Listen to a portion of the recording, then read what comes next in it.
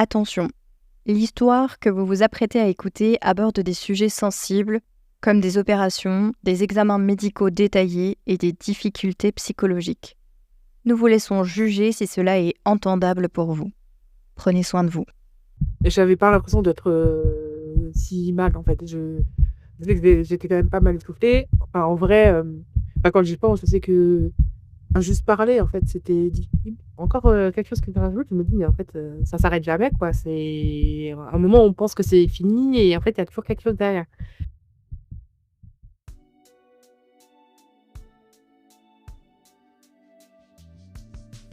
Bienvenue sur Cœur battant, le podcast qui fait battre le cœur de ceux qui vivent, de près ou de loin, avec les pathologies cardiaques. Nous sommes Mylène Et Fanny, deux sœurs unies par une histoire extraordinaire. L'une a soutenu, l'autre a survécu grâce à une greffe du cœur. Dans chaque épisode, nous vous invitons à plonger dans des récits authentiques et émouvants, à rencontrer ceux qui ont traversé des épreuves et ceux qui les accompagnent, le tout éclairé par les avis précieux de professionnels de la santé. Notre mission ? Vous donner les clés pour mieux comprendre, mieux vivre et mieux accompagner les pathologies cardiaques, tout en tissant un lien de confiance entre patients, aidants et soignants. Parce qu'ensemble, nous sommes plus forts et plus résilients. Nous vous invitons à nous rejoindre pour un nouvel épisode. Installez-vous confortablement. C'est parti.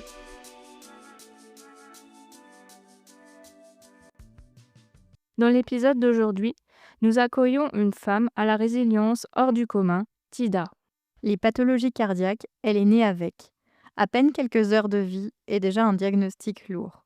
Communication intra-auriculaire, communication intraventriculaire et sténose pulmonaire.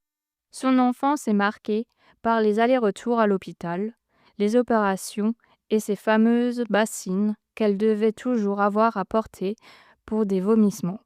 Puis vient l'adolescence et un flotteur atrial qui l'emmène vers une intervention. Une intervention qui la marquera bien au-delà de son cœur. À l'âge adulte, un autre combat commence, le suivi à long terme. Un suivi souvent compliqué, parfois négligé, jusqu'au jour où une hypertension artérielle pulmonaire vient bouleverser ses projets. Tida rêvait de devenir maman, mais son cœur en a décidé autrement. Elle doit tout mettre sur pause et affronter une nouvelle opération. Cette fois-ci, il faut remplacer une valve cardiaque. À ce stade, on pourrait se dire qu'elle a déjà vécu bien trop d'épreuves, mais ce n'est que le début. La perte de son papa vient la frapper de plein fouet. Et, comme si la vie voulait encore tester, quelques jours plus tard, un simple malaise la plonge en urgence vitale absolue. Transportée en hélicoptère, réanimée plus d'une dizaine de fois, elle se retrouve entre la vie et la mort. L'équipe soignante n'a plus qu'une seule solution, une tentative de la dernière chance. Et puis, contre toute attente, quelques mois plus tard, un miracle, un cadeau inespéré s'est niché au creux de son ventre. Aujourd'hui, Tida est avec nous pour partager son histoire, une histoire de combat, de doute, d'opération, de perte, mais surtout une histoire d'espoir. Comme le chante si bien Santa, les tornades nous rappellent qu'on tient debout. Bonjour Tida, merci d'être avec nous. Est-ce que tu peux te présenter en nous donnant du coup ton nom, ton prénom si tu le souhaites, ton âge, où tu vis, ta profession et en dernier ton lien avec les pathologies cardiaques? Bonjour, alors je suis Tida, j'ai 36 ans, je suis actuellement en reconversion professionnelle et je suis née avec une cardiopathie congénitale, donc une, CIA, CIV et sténose pulmonaire plus précisément. C'est, une CIA, communication interauriculaire et CIV, une communication interventriculaire. Est-ce que tes parents avaient eu connaissance du coup de ces malformations cardiaques congénitales avant ta naissance? Ou est-ce qu'ils l'ont appris du coup à ta naissance? Je pense qu'ils ont appris ça, plutôt à la naissance. J'avais juste, un retard de croissance, donc on m'a fait, enfin ma maman plutôt a dû accoucher, plus tôt que prévu. Enfin, elle a été déclenchée donc par rapport à ça et je pense que c'est là où on a vu que, j'avais, en tout cas un souffle au cœur et donc avec les examens plus poussés, une CIV tout d'abord et plus tard, enfin on a vu aussi la CIA et la sténose.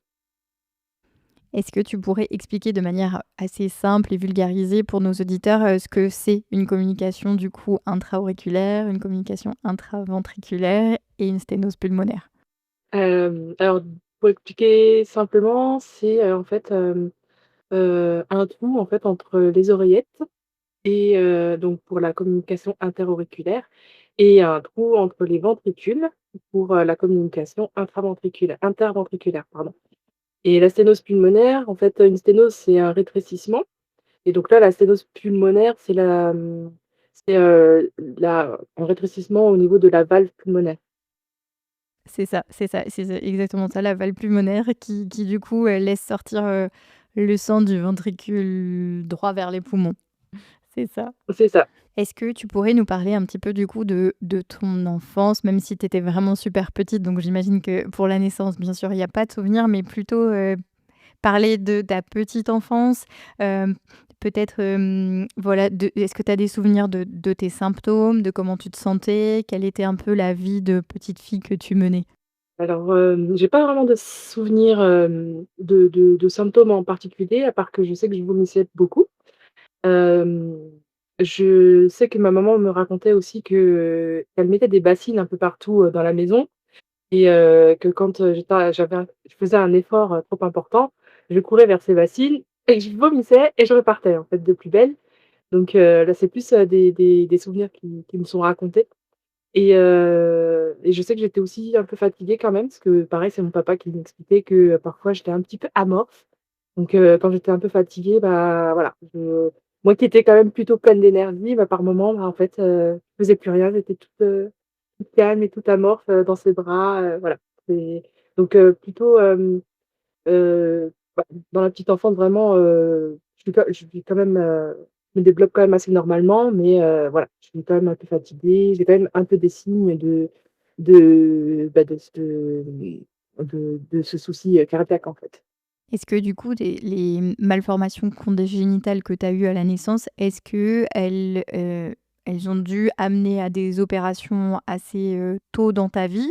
Ou est-ce que c'est quelque chose qui peut se résoudre, je dirais pas de lui-même, mais oui, mais qui peut se résoudre, tout seul, même si on n'intervient pas de manière, chirurgicale? Alors, normalement oui, c'est pour ça qu'ils avaient d'abord laissé ce que ils espéraient en fait que ça se referme. Mais du coup, j'ai dû, être opérée à l'âge de 2 ans et demi. Donc c'était quand même un peu tard par rapport à ce qu'on fait habituellement. Mais voilà, c'était un peu un concours de circonstances qui a fait que ça a un peu décalé, donc un peu des questions de logistique avec l'hôpital. Mais voilà, en fait, j'arrivais à un moment où, bah, je cyanosais. Donc voilà, je manquais quand même d'oxygène. J'étais, du coup beaucoup plus fatiguée et en fait, bah, là, une intervention, était nécessaire. Donc j'ai dû être opérée à l'âge de 2 ans et demi et c'est vrai que j'ai pas de gros souvenirs, mais j'ai quand même des petites bribes bah, du jour de l'opération, enfin, ou en tout cas, je me rappelle quand juste de l'infirmière qui vient et qui me prépare. Enfin, c'est un peu le souvenir que j'ai, elle me fait une piqûre. Je sais qu'après je me rappelle plus, donc j'ai l'impression que je m'endors, mais je pense pas que ce soit vraiment ça. Et puis je sais que je me réveille après et là, bah, du coup, je vois en fait, enfin, je me rappelle avoir, le gros pansement, sur la poitrine, mais paf, pas je me rappelle pas forcément de douleur ou quoi, juste que, bah, voilà, j'ai ce gros pansement sur moi et voilà. Est-ce que du coup, tu as, l'opération, elle consistait du coup à une ouverture parce que si tu avais des pansements, du coup, ils t'ont vraiment c'était à cœur ouvert qu'ils ont dû t'opérer à ce moment-là? Ouais, c'est ça. C'était à cœur ouvert, donc on m'a ouvert, le sternum. Ils ont après donc ouvert, ouais, le cœur. Ils ont utilisé, je crois qu'ils utilisent en fait une partie un peu de péricarde comme patch pour, fermer en fait, les trous, entre les ventricules et entre les oreillettes. Il me semble que c'est comme ça qu'ils procèdent et voilà après, pour la sténose, alors en fait, c'est les valves, elles étaient pas bien ouvertes. Donc ce qu'ils ont fait, c'est, qu'ils ont, ouvert un peu, enfin, ils ont, oui, ouvert les valves, en même temps. Donc voilà, comme ça, elle pouvait, bien fonctionner. Comment est-ce que tu te souviens est-ce que tu avais du mal à te remettre ou est-ce qu'au final, mis à part, le souvenir des pansements ou des cicatrices que tu gardes? Alors, bah, je pense que comme j'étais petite, je me rappelle vraiment que du pansement. Enfin, c'est plus des souvenirs, mais j'ai pas de sensation. J'ai pas de sensation de douleur. Je me rappelle pas, bah, de la convalescence au final. Je sais pas, je me rappelle pas si, bah, j'ai eu du mal à récupérer ou si tout allait très bien. Je pense qu'on fait un peu, enfin, quand on est petit, on sélectionne un petit peu ses souvenirs et j'ai pas de souvenir de traumatisme ou quoi. Je savais que j'allais me faire opérer parce que ma maman elle m'expliquait bien les choses. Je savais que j'allais avoir une cicatrice, à ce niveau-là. Donc quand je me suis réveillée et que j'avais ce pansement, bah, j'étais pas étonnée. Mais sinon, j'avais pas de douleur, je ressentais rien. Enfin, j'ai pas de c'est ça, j'ai pas de sensation de douleur, j'ai pas de souvenir, négatif en tout cas de, cette opération. Ben, en même temps, deux ans et demi, c'est quand même encore, très petit, donc déjà d'avoir ces souvenirs-là, c'est déjà pas mal. Non, non, quand même, oui, c'est vrai que j'ai des petits souvenirs, mais voilà, ça reste juste, des petits souvenirs. Bah, c'est déjà pas mal, je trouve, pour 2 ans et demi. Quel était ton suivi, est-ce que tu te rappelles, peut-être parce que tes parents t'en ont parlé, ça c'est plutôt parce que bon, 2 ans et demi, on se rend pas compte de tout ça, mais quel était ton suivi du coup pendant ton enfance? Alors de souvenirs, je sais que j'allais quand même régulièrement, à l'hôpital, mais il me semble que c'était au départ, ça devait être tous les 6 mois, ensuite tous les ans, jusqu'à peut-être 8 ans et ensuite tous les 2 3 ans, donc jusqu'à à peu près l'adolescence, je pense. Et je pense qu'après, ça se pour enfin, tes symptômes, ils vont pas partir comme ça, ni la maladie. Donc, à l'adolescence, est-ce que les symptômes, ils changent ou est-ce qu'ils s'amplifient? Ou, est-ce que tu as d'autres opérations? Et en fait, à quoi ressemble, ton ton adolescence? Et aussi si tu as des médicaments, on aimerait bien savoir. Alors après ça, je suis un peu considérée comme, «guérie» entre guillemets. Donc toute l'enfance, se passe assez bien, j'ai pas trop de soucis particuliers et c'est vrai qu'à l'adolescence, je commence alors, je sais pas si c'est parce que je suis plus âgée, mais je commence à sentir un peu des palpitations. Ça reste, très court, donc en fait, ça m'inquiète pas plus que ça. Je sais que j'ai des problèmes au cœur, mais voilà, je sens mon cœur battre, mais pour moi, c'est pas inquiétant. Surtout que ça dure pas très longtemps. Et mais arrivé à 19 ans, donc un peu plus tard, j'ai des grosses palpitations et je me sens, bah, pas bien, mais comme d'habitude, je me dis: «Bah, c'est pas grave, je enfin, ça va passer» et voilà, je continue, tranquillement ma vie et au final, 1 jour, 2 jours, 3 jours, 4 jours, ça passe toujours pas. Je suis de plus en plus fatiguée. Donc là, je dis à mon papa: «Bah, ça va pas, je me sens pas bien, je suis fatiguée», enfin, il le voit aussi, hein, que je suis pas bien. Donc on essaie de contacter un cardiologue. Donc on a rendez-vous et donc lors du rendez-vous, le médecin me dit: «Bon, bah, ça doit pas être grand-chose». Il me fait, un ECG et là, il me dit: bon, bah, oui, ça, c'est compliqué». C'est des médicaments à vie, heu, voilà, il est pas très rassurant, on va dire. Il est plutôt inquiétant. Je me dis: «Bah mince, qu'est-ce qui m'arrive?» Et il me dit: «Vous êtes suivi normalement, pour, votre cardiopathie congénitale, vous devriez peut-être, voir votre cardiologue». Donc c'est vrai que je me demande pourquoi on n'a pas directement appelé la cardiologue, qui me suivait. Mais bon, je pense qu'avec l'hôpital et cetera, c'était un peu les rendez-vous étaient plus longs, donc comme c'était un peu, immédiat, enfin, là, dans l'immédiat où j'avais besoin d'une consultation, on l'a appelé finalement qu'après. Donc je contacte ma cardiologue et elle me dit: «Bah, viens, au rendez-vous, je te prends même si c'est pas prévu». Et donc elle m'appelle à l'hôpital, Robert Debré, donc qui est, un hôpital pédiatrique. Donc elle me dit: «C'est pas grave, viens quand même, on verra à ce moment-là». Donc je la vois et elle me dit: «Bon, bah, en fait, tu as un flotteur auriculaire, Tu vas pas rentrer chez toi, ce soir, tu vas aller à l'hôpital» et cette fois à l'hôpital pour adultes, du coup, vu que j'étais majeure et donc bah, pas très rassurée avec papa, qui m'emmène, à l'hôpital et il me dit: «En fait, tu vas, avoir une intervention, donc une ablation par radiofréquence». En fait, c'était pour m'éviter, de prendre un traitement à vie, en fait. J'ai plein de questions. Moi, je voulais juste savoir, en fait, comment tu assimiles, en fait, cette nouvelle que, du coup, bah, justement, le cardio, il dit juste, «Ah mais là, c'est des médicaments à vie». Enfin, je veux dire, c'est un peu choquant, on s'attend pas à entendre ça à 19 ans et après, du coup, je voulais aussi te demander, si tu pouvais un peu expliquer ce que c'est la fibrillation atriale et aussi ce que c'est, l'ablation par radiofréquence et après, je continuerai plus tard parce que sinon ça fait trop de questions d'un coup. Oui, alors sur le coup, c'est vrai que je suis un peu, je suis pas très rassurée. Je me dis: «Bah mince, qu'est-ce qui m'arrive?» Enfin voilà, je comprends pas trop. Bon après, médicaments à vie, c'est pas, enfin voilà, ça reste encore un peu abstrait, hein, mais je me dis: «Bon OK».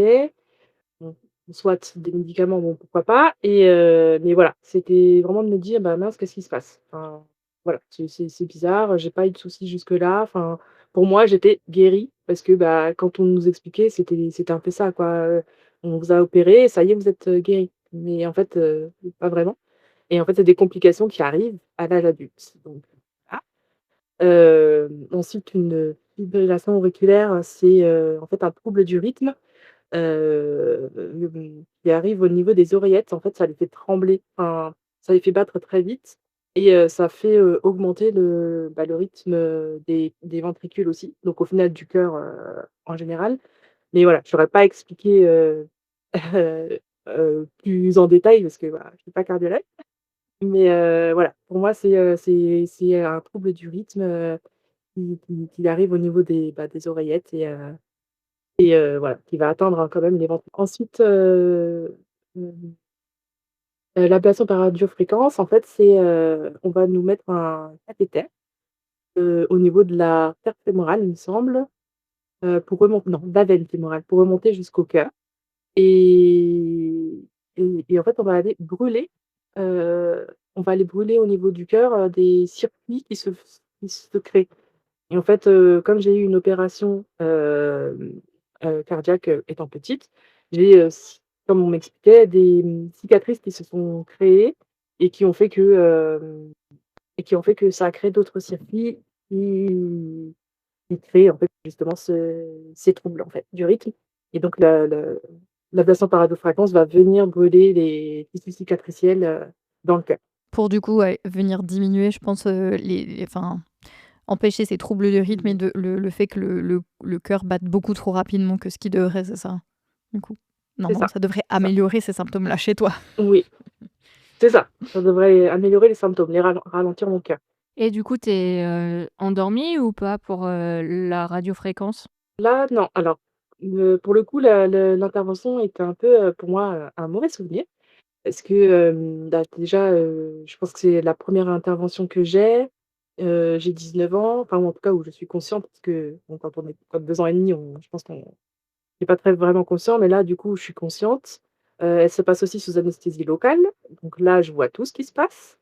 À l'époque, enfin, c'était en 2008, c'était encore, les débuts de l'ablation par radiofréquence, donc je me rappelle d'une grande salle avec, enfin, j'ai l'impression qu'il y avait, une vitre et derrière, des médecins, derrière des ordinateurs, et puis sur, la table d'opération où je suis, enfin, où je suis, bah, nue, au milieu de tous les soignants, enfin, un petit peu, enfin, à 19 ans, être nue sur une table, d'opération, au milieu de, je sais pas, une dizaine, voire, quinzaine de personnes, c'est pas très rassurant, c'est pas très voilà, c'est pas super. C'est pas un moment, agréable, on va dire. Ouais, c'est surtout aussi qu'il fait froid, dans une, salle d'op et c'est vrai qu'on n'a pas envie de se découvrir, devant tout le monde, quoi. C'est pas pour une femme de 19 ans, comme tu dis, c'est un peu on rentre dans l'intimité, quoi. On se sent un peu, pardon du mot qui sera fort, mais peut-être violée. Presque. Bah, là, ouais, presque, en fait, on est et enfin, en fait, on est vraiment mis à nu, quoi. C'est là, on est vraiment à disposition, enfin, pas à disposition, mais vraiment, enfin, c'est un moment où c'est plus un moment où on est fragile, enfin, voilà. C'est un peu, on est un peu à la merci de tout le monde, là, presque, enfin, voilà. Un peu la sensation qu'on a, enfin, Je comprends bien ton sentiment. Est-ce que du coup, tu étais pas du tout prévenue non. qu'il y aurait autant de monde? Peut-être, tu étais pas prévenue et tu étais pas non plus prévenue que, heu, ça allait se passer dans ces conditions-là, quoi? Ouais, que je serais exposée comme ça, non, je savais pas que je serais exposée, comme ça. Enfin, j'imaginais qu'on allait me couvrir ou voilà, enfin, en tout cas, enfin, voilà, qu'on allait me couvrir quand même, tout le long. Mais en fait, le temps de m'installer en tout cas, bah, du coup, j'étais nue devant, plein de monde, enfin, on m'enlevait, enfin voilà, on me préparait, mais du coup, je peut-être que c'était rapide, hein, en vrai, mais moi, dans mes souvenirs, j'ai l'impression que c'était une éternité, que j'ai été restée, nue comme ça, devant tout le monde, très longtemps. Mais bon, après, après ça, bon, ça après c'était un détail, un des traumatismes, mais du coup l'intervention, se passe, donc je vois tout ce qui se passe. En fait, je pense qu'ils me maintiennent éveillée parce qu'ils veulent savoir si, lors des brûlures, j'ai des douleurs. Donc en fait, je le ressens vraiment des douleurs, donc je leur dis en fait au bout d'un moment, enfin quand j'ai vraiment mal, je leur dis: «J'ai mal». Et moi, j'attends toujours au dernier moment. Donc en fait, ils forcent un petit peu et donc là, j'ai vraiment très mal. Donc je leur dis: «Stop» et ils étaient là: «Ah, encore un tout petit peu, tenez un petit peu, on finit ça, on finit ça» et en fait, c'était ça, mais tout le long et donc en fait, au bout d'un moment, j'ai vraiment mal et en fait, ce qui est bizarre, c'est que j'ai mal dans le bras droit et j'ai l'impression qu'en fait, on a un fil barbelé à l'intérieur qu'on me tire, enfin qu'on m'arrache, enfin, c'est un peu bizarre comme sensation. Mais du coup, j'ai vraiment mal, en fait, dans le bras droit et je sais qu'à mon réveil, quand, j'ai envoyé, des messages, à ma famille, j'arrivais même pas à tenir mon téléphone, en fait. J'avais du mal à tenir mon téléphone parce que j'avais, trop mal au bras, en fait et et ça, en fait, enfin, je sais que je pleurais pendant l'intervention et on me disait, enfin, à un moment, je pense que je me rappelle plus trop, mais je pense qu'ils m'avaient sédatée au bout d'un moment parce que je pleurais et j'avais trop mal, quoi. Bah, je supportais plus au bout d'un moment, hein, je sais que je me rappelle de pleurer et de dire, j'ai mal» et au bout d'un moment, on me disait, «On vous sédate, quoi». Enfin, on va vous endormir, on m'endort pas vraiment, mais ouais, je sais qu'on m'a sédatée, quoi. Ouais, du coup, c'est vraiment un traumatisme. Enfin, rien que de te l'entendre raconter, pour moi, c'est déjà beaucoup, C'est comme ça que je l'ai vécu. Ouais, voilà, mais c'est ça. Mais j'espère que depuis ces années-là, que ça a quand même un petit peu évolué au niveau de la prise en compte de ce que ressent le patient. Oui, oui, Ça peut oui. être chouette. Je pense que ça a changé parce que, bah, les dernières interventions, j'étais bien couverte, Tant mieux, il vaut mieux que ça évolue dans ce sens-là, hein. Après, cette opération, qu'est-ce qui se passe concrètement? concrètement. Alors déjà, ils me disent, quand je sors du bloc, enfin, ou même quand je le revois le lendemain, il me dit: «Alors, c'était partiel, on va devoir la refaire» et je leur dis: «Certainement pas».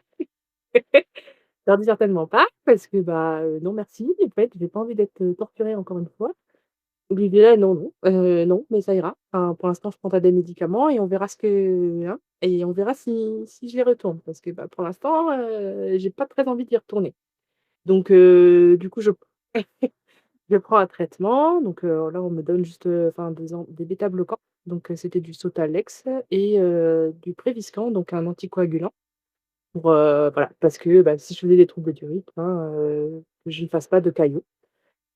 Donc pour l'inst enfin, après ça, en tout cas, c'était, donc juste un traitement, je reprends un peu le cours de ma vie, normalement, enfin plutôt normalement, même si, les traitements, en fait, me ralentissent pas mal. J'ai quand même je sais que j'ai du mal à faire des longues marches, à faire des efforts en fait, que le Sotalex, enfin me bloquait un peu, enfin, j'avais l'impression d'être bloquée au niveau du diaphragme et en fait, c'est ça qui faisait que, bah, j'avais du mal en fait, quand je faisais des efforts. Bon bref, c'était peut-être mes sensations aussi, voilà, mais à part ça, je vis à peu près normalement. Je crois que les troubles du rythme, ont diminué aussi, donc voilà, pas de soucis particuliers. Et du coup, le suivi par la suite, ça reste, le même ou du coup, tu as moins justement parce que, bah, ça va mieux? Bah, du coup, comme ça va mieux, alors je vois quand même ma cardiologue. Je sais que la dernière fois que je l'ai vue, c'était en 2009, et en fait, entre 2009 et 2019, parce qu'en fait, dans 2019, je me dis, «Bon, il est peut-être temps de repasser, par l'intervention».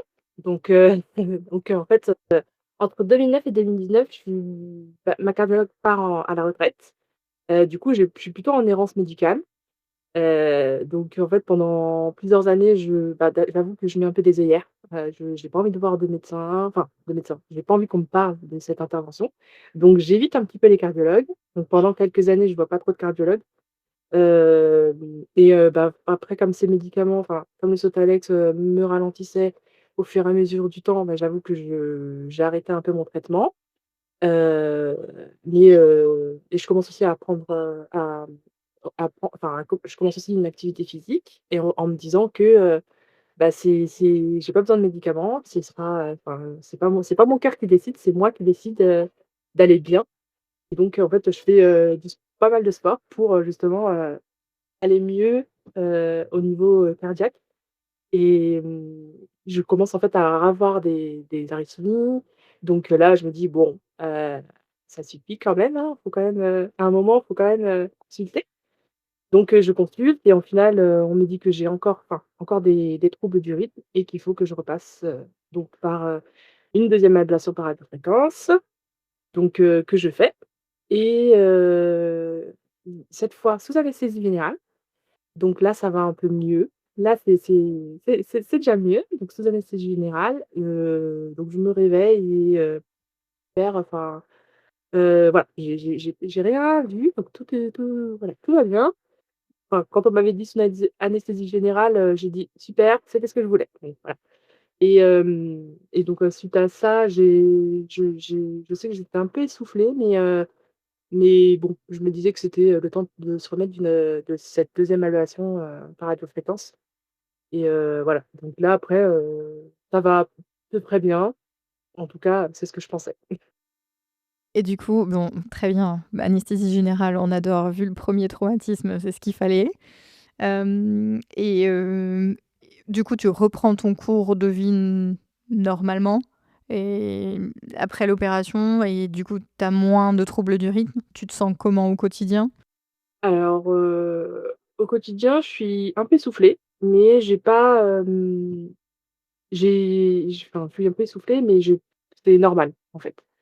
Mais au fur et à mesure du temps qui passe, je suis beaucoup plus essoufflée et jusqu'à ce que enfin, on arrive du coup en période covid, je suis en télétravail et j'ai une crise de vertige alors que je suis installée, tranquillement devant mon ordinateur. Enfin, donc je trouve que c'est pas normal et ensuite, je sais que quand je marche juste pour, aller dans la cuisine ou faire, enfin, 2-3 pas dans la maison, j'ai l'impression d'avoir couru 10 kilomètres. Enfin vraiment, je me sens, bah, du coup très, très essoufflée. Et donc je décide, d'aller voir en fait, heu, bah, la cardiologue, enfin une cardiologue. En fait, c'était la cardiologue de mon papa qui me dit: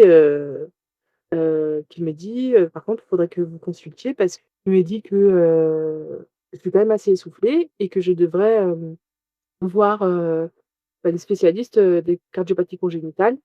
Et en fait, j'avais déjà pris rendez-vous, pour ça parce que j'avais, d'autres projets en tête. Sauf que je voulais pas y aller tout de suite parce que, c'était en période covid et que j'avais pas forcément envie d'aller à l'hôpital.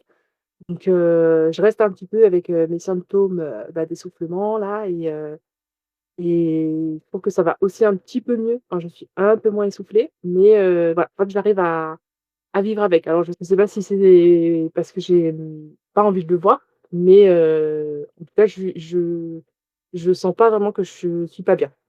Alors voilà, c'est plus, après que je vais, prendre conscience de ces symptômes. Il y a aussi, au fait, je pense qu'il y a un tout. C'est vrai que la période covid, je pense que c'est encore assez frais dans l'esprit de tous ceux qui l'ont vécu. C'est quand même une période hyper incertaine et on se disait vraiment aller à l'hôpital, c'était pas le bon plan, quoi. Enfin, c'était à éviter à tout prix. Donc il y a déjà ça qui joue, je pense, sur ton parcours de soins à ce moment-là et qui retarde Mmh.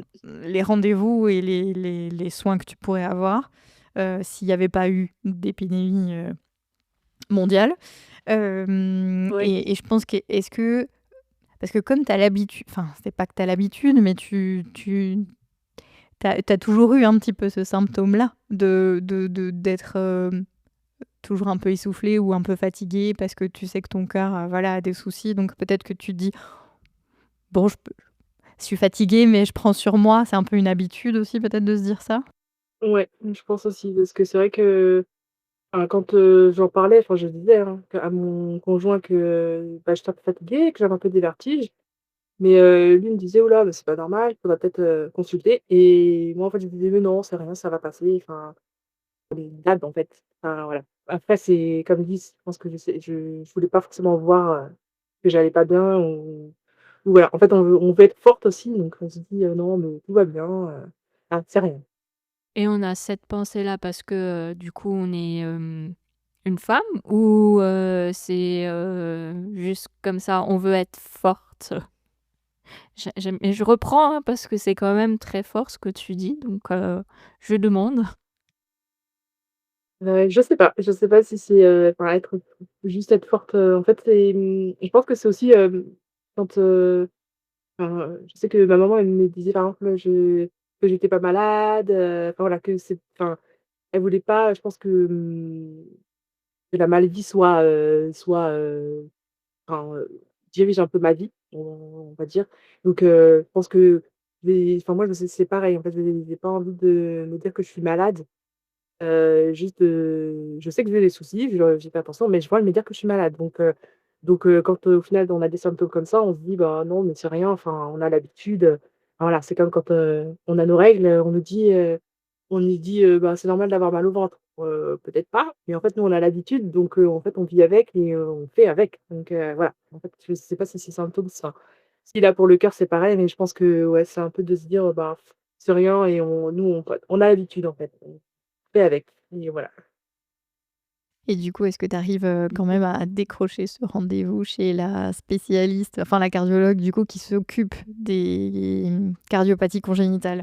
Ouais, donc là, j'arrive à la voir finalement quand même, et en fait, du coup, comme j'avais pris rendez-vous à la base, avec elle, c'était pour, un projet de grossesse. Donc à ce moment-là, elle me dit, «Bon, bah, au vu de votre pathologie, il y a pas de souci, particulier, voilà, les grossesses peuvent se faire, enfin voilà, votre cœur a été réparé dans l'enfance, pas de problème». Donc elle fait: «Bon allez, on ausculte» et au final, à la fin de l'auscultation, elle me dit: Bon, bah, en fait, le projet de grossesse, on va le mettre en pause et vous allez faire quelques examens complémentaires parce que là, bah, il y a enfin, il y a des signes, d'hypertension artérielle pulmonaire et donc il faut investiguer tout ça».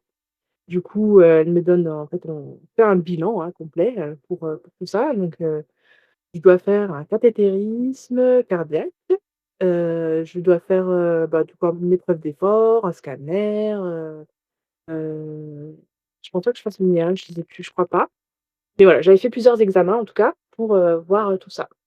Et donc 1er cathétérisme, donc là, c'était pareil, c'était sous anesthésie locale, donc forcément, j'appréhende un petit peu de voir tout ce qui se passe et au final, bah, complètement à l'opposé de l'ablation paratofréquence où j'étais traumatisée. Là, vraiment, les soignants faisaient très attention, que ce soit, le brancardier qui nous met sur la table d'opération, enfin, j'avais un drap sur moi, il me faisait bien attention à mettre le drap, à pas l'enlever, enfin voilà, on vérifiait que j'étais confortable, que j'étais bien installée, voilà, si j'avais froid, j'avais même un petit chauffage, enfin un petit souffleur là, d'air chaud, enfin voilà, j'étais, voilà, bien chouchoutée, on va dire et je vois aussi ce qui se passe et le médecin, bah, pareil, il m'explique et on pouvait même voir, enfin, j'avais un grand écran à côté de moi et en fait, on pouvait voir, bah, la sonde qui allait jusqu'au cœur, bon après il faut avoir l'habitude de ces images et du coup, je voyais la sonde qui montait, et en fait, on le sent un petit peu, quand ça arrive au niveau de la gorge. Ça me fait tousser moi, enfin du coup, je tousse un petit peu et puis hop, et je sens que quand ça rentre, hop là, dans le cœur et donc il prend ses mesures, on discute un peu, c'est un peu drôle, enfin voilà et ça se passe, plutôt bien. Mais du coup, après le verdict, tombe, donc la cardiologue, m'explique, que j'ai, bah, bien une une hypertension artérielle pulmonaire, que c'est, lié au cœur. Parce que d'habitude, l'hypertension artérielle pulmonaire, c'est vraiment les poumons qui sont touchés. En fait, c'est les artères des poumons qui sont enfin même les capillaires des poumons qui sont, qui présentent une résistance en fait et ça enfin les échanges en fait, ont du mal à se faire. Donc donc là, ça touche plus le cœur. C'est plus le cœur qui fait que j'ai, cette hypertension, artérielle, pulmonaire. Donc elle me dit: «Donc vous avez quand même de la chance, ça c'est que la greffe cardiaque». Ah bon, je sais pas, moi on me parle de greffe, je parle pas de chance, hein, mais voilà. Du coup, elle me dit que bon, l'hypertension artérielle pulmonaire, à terme, ça peut mener à une, greffe, cardiaque et que, c'est contre-indiqué pour une grossesse. Donc là, gros choc, forcément. Gros choc parce que, bah, je m'attendais pas du tout à ça. Même si, bah, comme je disais quand je pense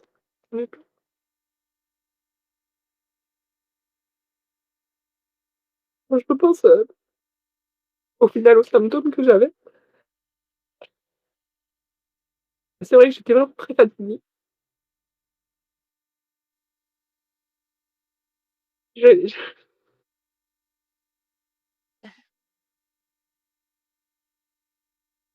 je pense que je revis un peu le l'annonce qui était, bah, forcément qui était qui était forcément un choc et enfin, je sais que j'étais avec mon conjoint et en fait, c'est quelqu'un qui pleure jamais et c'est pareil, il avait les larmes aux yeux parce qu'il disait: «Bah, mince, enfin, qu'est-ce qui lui arrive?» Donc sur le moment, on me parle de ça et donc forcément, voilà, je suis un peu, enfin, on est un peu sous le choc. Toi, tu avais pris ce rendez-vous-là, juste pour vérifier si tout était OK, qu'on te donne le feu vert et toi, tu te disais: «Bah, on part sur notre projet, quoi» et donc en fait, là, C'est ça. cet examen-là, qui découle de ta consultation avec la cardiologue, le cathétérisme, en fait, vient juste à confirmer qu'en fait, ça va pas du tout être possible dans l'état actuel des choses et donc et d'ailleurs, on t'annonce quand même un truc grave, c'est que ça évolue vers enfin, elle te parle de greffe cardiaque, donc toi, tu étais pas là du tout pour ça, quoi. J'avais pas l'impression d'être, si mal, en fait. Je sais que j'étais quand même pas mal essoufflée. Enfin, en vrai, enfin, quand j'y pense, je sais que enfin, juste parler, en fait, c'était difficile. Enfin, ça me faisait mal, enfin, je pouvais avoir mal, être vraiment très, très, très, fatiguée. Marcher, bah, je sais que je marchais avec, une amie qui était enceinte de 7 mois et je sais qu'elle me devançait, voilà, sans souci, alors que moi, je traînais un peu derrière, bah, à essayer de suivre un peu le rythme et c'est vrai que, que ouais, je m'attendais pas, enfin, on s'attendait pas du tout à ça, en fait, à ce diagnostic, en fait. Et du coup, comment est-ce que vous ressortez du coup, de cette annonce, de cette consultation et du fait que, ben, en fait, le projet, c'est pas du tout ce dont vous aviez rêvé, imaginé, que, c'est même à l'opposé, que ça devient plutôt le cauchemar que le rêve, qu'on s'était donné, quoi? Ouais, c'est ça. Là, du coup, enfin, moi, je sais que en sortant du rendez-vous, je dis à mon conjoint: «Bon, bah, mon espérance de vie, elle est faible, en fait, on devrait peut-être se quitter». Enfin, pars, en fait, enfin, j'ai envie de dire: «Bah, va faire ta vie» parce que si, enfin, voilà, si, dans quelques années, je suis plus là, bah, en fait, et que je peux pas en plus avoir d'enfants, machin, enfin, en fait, je lui dis: enfin, bah, on devrait peut-être, se séparer, quoi». Et donc lui, il me dit: «Mais n'importe quoi, enfin, que des bêtises, ça va aller, puis de toute façon, enfin, si on a pas d'enfant, c'est pas grave, enfin et ce qui est important, c'est toi et voilà». Donc du coup, on fait un peu face à ça, tous les 2, face à cette, bah, du coup, là, un peu à la maladie, enfin, qui se redéclare, on va dire, enfin, déclare parce que c'est nouveau quand même, mais du coup, on fait face à ça tous les 2.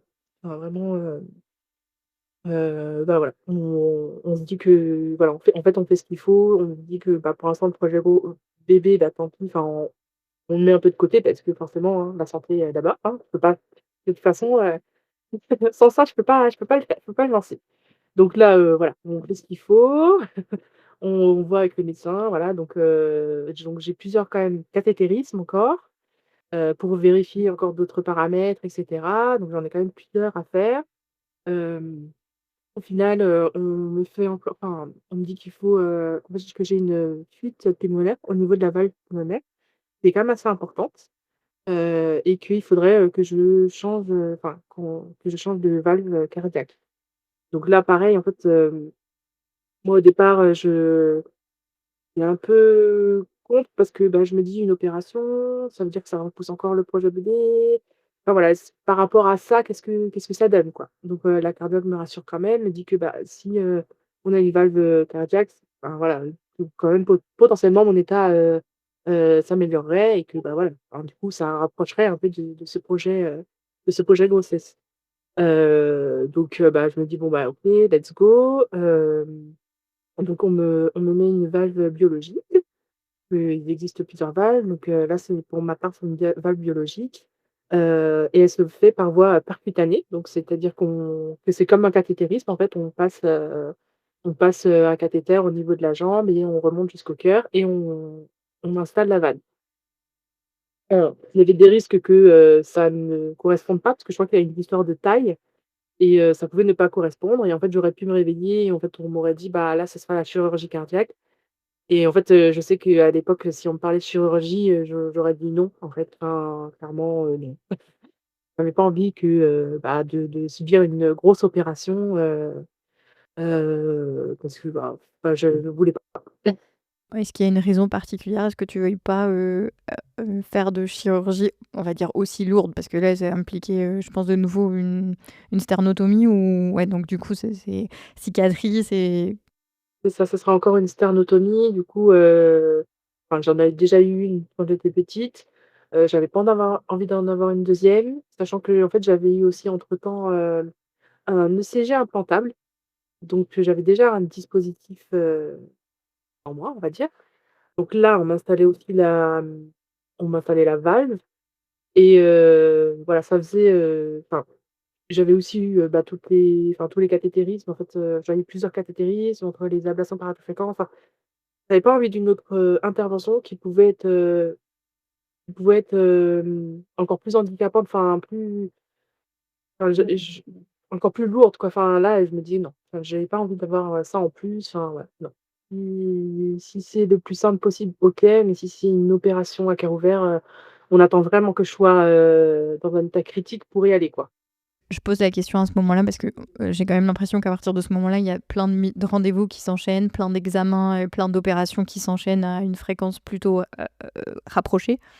Est-ce que ça te dérange de nous parler si ça a un impact sur, ton milieu professionnel? Parce que tu travailles à cette époque-là et comment ça se passe du point de vue professionnel? Comment tu jongles, en fait, entre ta santé et le fait d'être présente au niveau professionnel? Est-ce que c'est possible? Est-ce que c'est pas possible? Comment on fait?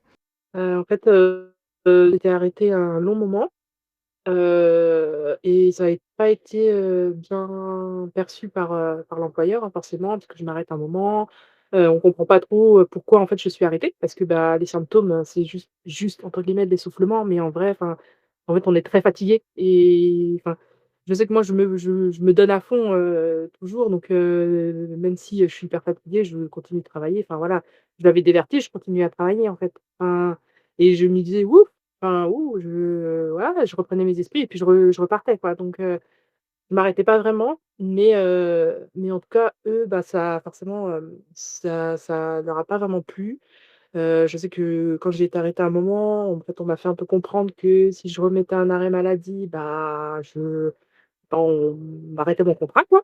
Mais voilà, ça se fait au téléphone, ça se fait, voilà, c'est pas, forcément, hein, il y a pas de d'écrit ou quoi, mais du coup, enfin, on revient, on a un peu la boule au ventre, quoi. On n'est pas très rassuré, on se dit: «Bah, super», enfin, on m'attend un peu au tournant et en fait, qu'est-ce qui se passe? Parce que du coup, quand j'arrive, je reprends un peu, bah, mes dossiers et en fait, on tout de suite, on me reprend, enfin, on me donne un rendez-vous, pour me reprendre sur une tâche, machin, en fait, à chaque fois, c'était, un peu des enfin, on me reprenait un peu à chaque fois en me disant: «Mais ça, c'est pas ta tâche, ça, c'est pas ta tâche, ça» enfin voilà, en fait, toujours des rendez-vous, pour un peu me bah, me re enfin, pour m'embêter, quoi. Et donc enfin, moi, après, je tiens, je me dis: «Bon, c'est pas grave, je tiens le coup».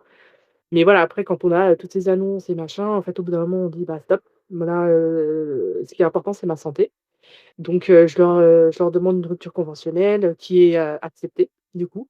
Heureusement aussi, pour moi, parce que du coup, ça me permet, de souffler, en fait et de me consacrer, en fait, de vraiment me consacrer à ma pathologie et bah, du coup, à ma santé, quoi.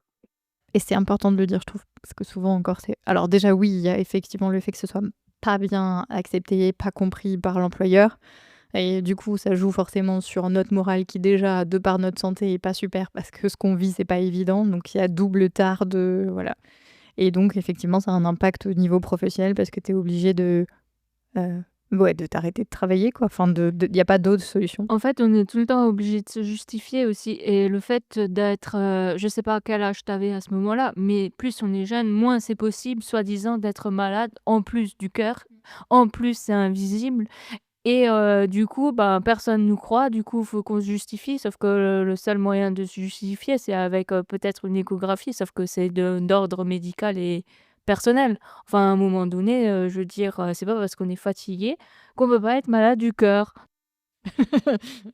Non, mais c'est vrai et on devrait pas avoir à par exemple, à partager son ECG avec son patron, quoi. Enfin, non, ça devrait enfin, déjà non, ça n'a pas lieu d'être, mais voilà, c'est à peu près les seules choses qui prouvent que, voilà, on va pas bien et j'ai des preuves, factuelles, mais est-ce que le patron sait lire un ECG? Je ne pense pas, enfin, ça dépend du domaine, mais voilà, ça revient au même. Mais en tout cas, du coup, toi, effectivement, ta pathologie cardiaque, elle a eu un gros impact sur le versant professionnel aussi. Ouais, ouais, ouais. Personnel, bien sûr aussi, tu parlais de ton Oui. conjoint tout à l'heure et voilà, de tous les impacts que ça a eu quand ça a été annoncé, après ce rendez-vous-là et professionnel aussi donc faut aussi parler de toutes les sphères qui gravitent autour de la maladie et qui sont touchées. Ouais, c'est ça.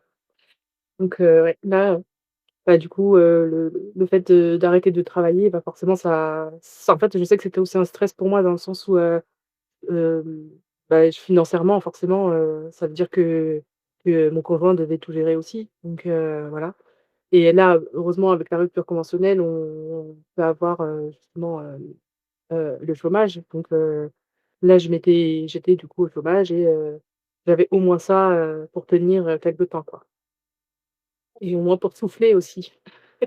Et t'occuper de ta santé. Voilà, c'est exactement ça. Parce que Qui du coup est un job à plein temps, tu ne nieras pas Fanny. Mais toi non plus, tu Pas identiques. du tout. Oui, effectivement, c'est un job à plein temps, hein, être malade. Et du coup, tu fais ce changement de valve, c'est ça? oui, donc là, on fait le changement de vague, tout se passe bien. Je trouve que je récupère un peu mieux, même si c'est pas non plus, foufou. Quand même, je vais mieux du coup, enfin, je me sens mieux, malgré tout et donc bon, au bout d'un moment, je dis, à ma cardiologue: «Bon bah, finalement le projet grossesse, enfin moi, j'y tiens toujours quoi» et en fait, c'est toujours un peu, non, non, mais voilà. Après, on me dit aussi que, bah, de toute façon, c'est moi qui ai le dernier mot, hein, enfin voilà, c'est les médecins sont là pour nous parler des risques, mais que c'est pas à eux au final, enfin la décision ne c'est pas elle ne leur revient pas, au final, quoi. Donc nous, on prend la décision de quand même se lancer dans ce projet et voilà. Enfin après, en tout cas niveau cardiaque, bah, du coup, forcément, c'est toujours un peu: «Hi!» mais voilà. En tout cas, la cardiologue est au courant et donc on continue sur le suivi et donc tout va bien sauf qu'un jour, je fais un malaise et là, c'est pas le petit malaise, quoi. Tu te rappelles quand c'était? Oui, en fait, je perds mon papa 2 jours avant.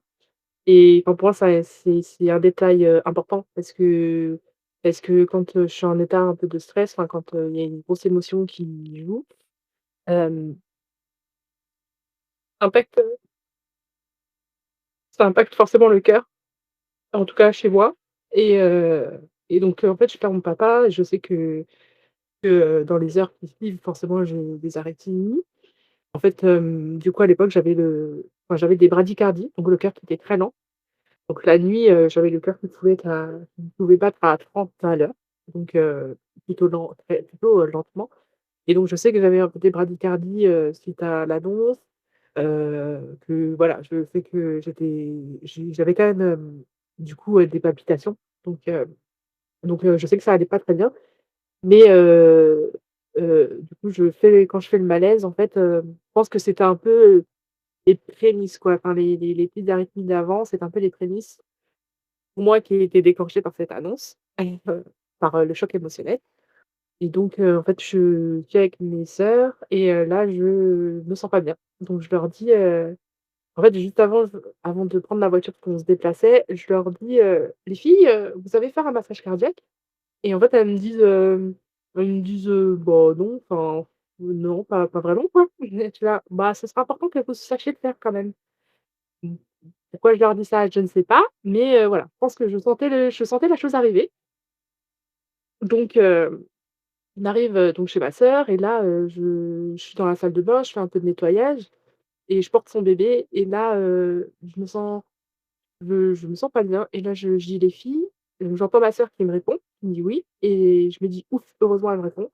Et là, je lui dis: «Je me sens pas bien» et je commence à en fait, il y avait des toilettes à côté et comme je portais le bébé de ma sœur, je voulais m'installer et en fait, bah, c'est le trou noir. Enfin, moi, c'est le trou noir et en fait, elle me raconte qu'elle se retourne, qu'elle attrape le bébé au vol et donc moi, je tombe, mais genre vraiment, je m'affale, quoi et elle me disait: «Mais en fait, on te voyait partir, quoi. Enfin, en fait, tu es tombée d'un coup et en plus dans une position, enfin, vraiment, improbable parce que j'étais entre des toilettes et le mur, vraiment, en fait, le corps, je pense que je partais, quoi. Donc moi, j'ai un trou noir.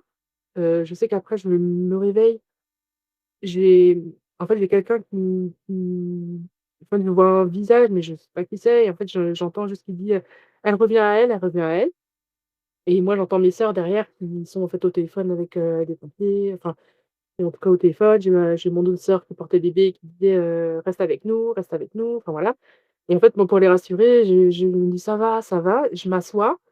J'arrive un peu à m'asseoir, je sais pas comment je fais, hein, parce que j'étais hyper fatiguée et là, il y a un pompier qui arrive et qui me regarde, qui me dit: «Ça va?» et je lui dis: «Oui», je fais: «Oh, j'ai juste fait un petit malaise, ça va» et il me regarde, il me fait: «Vous vous êtes, fait pipi dessus?»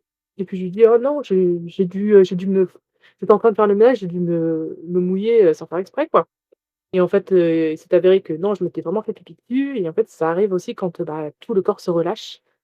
Enfin, quand on part quoi, au final, tout le corps se relâche et enfin moi sur le moment, je m'en rends pas forcément compte, mais voilà, enfin j'ai fait, enfin on sait pas vraiment ce que j'ai fait, donc là le SAMU arrive aussi, on prend mes constantes et cetera. On voit que niveau cardiaque, heu, elle me demande si j'ai pas un ECG, récent ou enfin en tout cas un ECG, pour pouvoir comparer.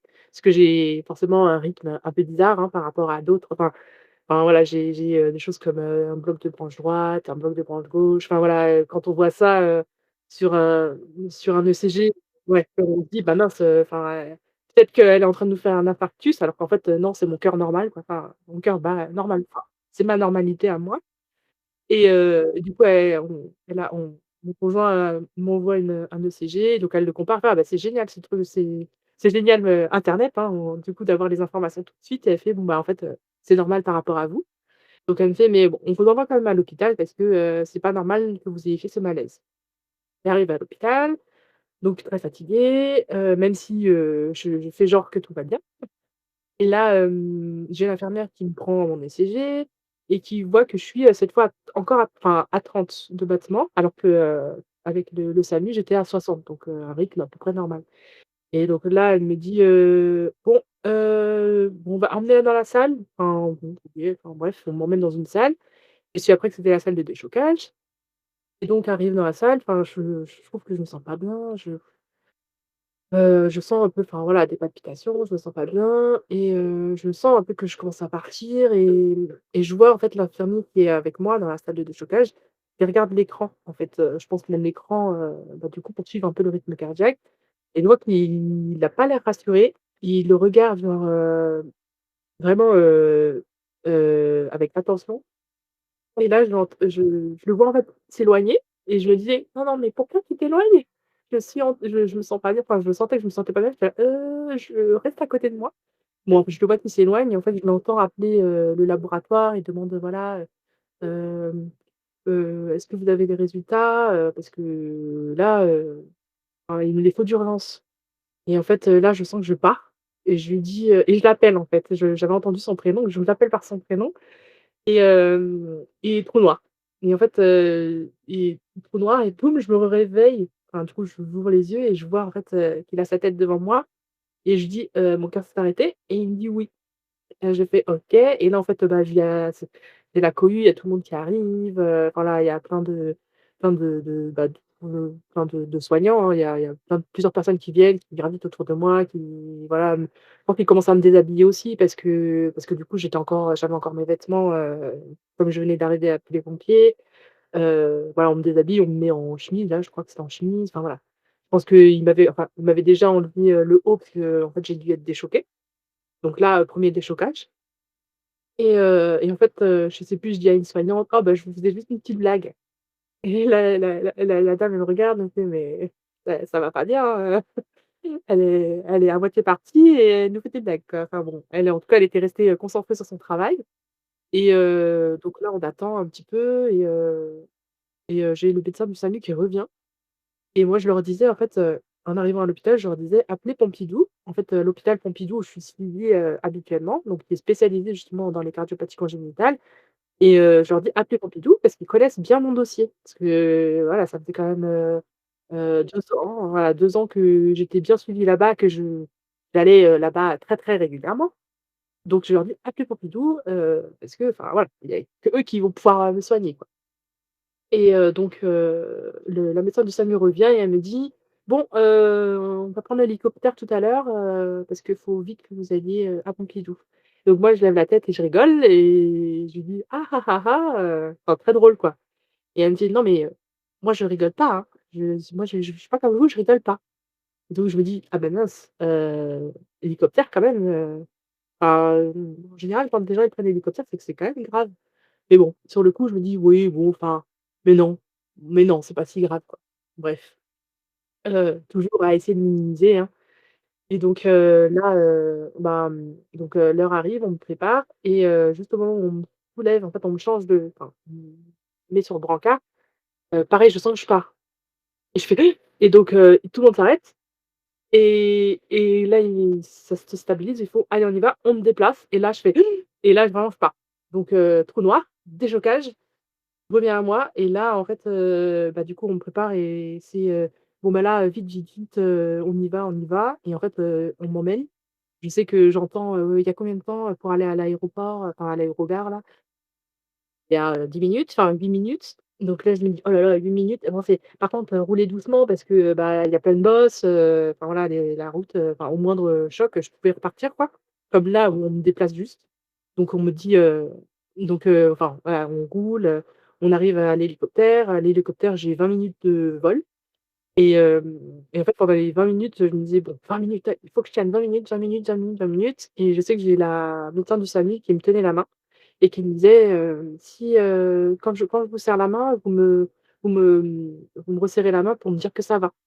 Et en fait, donc pendant tout le vol, enfin, quand je sentais que j'étais pas enfin, je commençais à partir, elle me faisait un peu des petits pincements comme ça et je répondais, en fait. Donc je pense que le fait de faire ça, ça me maintenait, en fait, avec elle, quoi, en fait, ça me maintenait, éveillée, quoi. Et donc on arrive, donc là, je tiens, les 20 minutes de vol. On arrive, en fait, dès qu'on atterrit et que je sors de l'hélicoptère, je me dis: «C'est bon, là, je peux me c'est bon, je suis entre de bonnes mains, je sais que qu'ils vont gérer».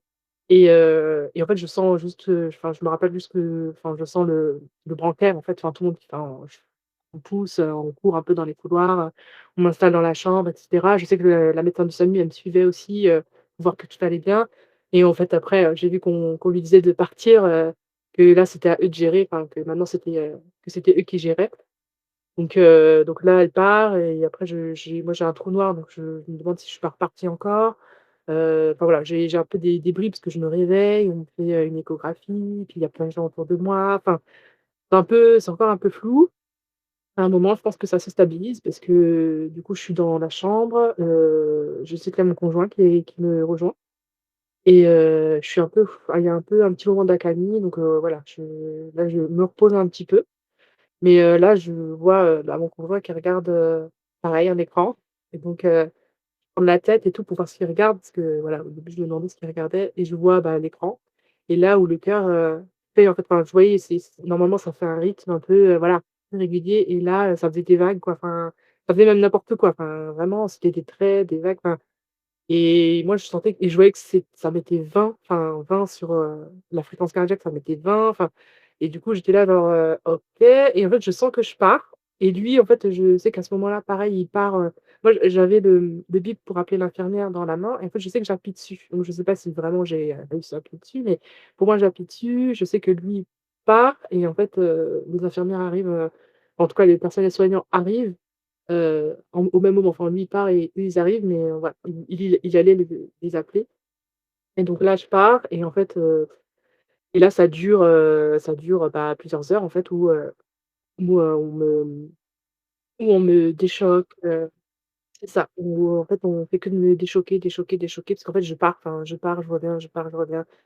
Enfin voilà, c'est pas un super souvenir non plus parce que c'est même moi en fait c'était fatigant et puis même à chaque déchocage en fait on a des douleurs, enfin ça au bout d'un moment, j'avais l'impression d'avoir, bah, de sentir l'électricité, mais dans tout le corps, quoi. Ça faisait ti ti ti ti ti, enfin, partout dans le corps, quoi. Enfin, vraiment, j'avais l'impression que ouais, que j'avais enfin, on a vraiment une décharge, hein, qui passe dans le corps. Donc voilà et en fait, à force d'en avoir, enfin, je sentais, l'électricité dans mon corps, quoi. Enfin, vraiment, et je partais et quand je partais, par moments, je me disais: «Ah, ouh, ah, je enfin, je me dis: «Ah, c'est quoi ce mauvais rêve?» Enfin, voilà, je suis un peu je pense que je suis pas très lucide, je suis un peu perdue, je suis un peu, je sais pas trop ce qui se passe, mais voilà, j'ai envie que ça s'arrête parce que vraiment c'est infernal et je sais que c'est pareil pour les soignants. Parce que j'entends, à un moment j'entends, enfin, du coup ça faisait un moment qu'ils étaient sur moi et j'entends un moment: «Putain, mais désolée, putain, on va pas faire ça toute la nuit, quoi». Enfin, en fait, même eux, au bout d'un moment, je pense qu'ils arrivaient pas à me stabiliser. Je enfin, à un moment, je sais que j'arrive à un petit peu être calme. Enfin, ça se calme un petit peu, mais je sais qu'ils sont quand même sur le qui-vive parce que ça peut repartir. Je sais que pendant ce temps-là, entre autres, enfin, il y avait un médecin qui avait été appelé, pour savoir ce qu'on devait faire. On leur dit, on appelle mon rythmologue et on leur dit: «Bah, mettez-lui un défibrillateur externe». Et sauf qu'il faut attendre l'interventionniste, qui était de garde, mais donc fallait qu'il revienne, en fait il avait une demi heure de route, je crois et donc là, pendant une demi heure, on était un peu en attente et eux aussi. Enfin, on était là, j'ai voilà, j'étais stable, mais il fallait pas tarder, quoi et je crois qu'il arrive, pile au bon moment parce qu'en fait, quand je commence à partir, au bloc. Je sens, que oui, oui, ça commence à repartir, attention, vite, vite, vite et puis, bah, en fait, là, ils enchaînent, pareil, ils enchaînent, mais vraiment, hein, enfin, ils ont tout bien fait, tout bien géré, mais donc ils arrivent à mettre le DAI et là, soulagement. Enfin, je me dis: «Mais ouf, enfin, je respire». J'ai le cœur qui j'ai l'impression que, ça y est, enfin, tout se remet en place, je même moi, là, enfin, mon corps, il va un peu mieux, je récupère. Ouf et là, je me dis: «Ah, enfin quoi, c'est bon, ça va mieux».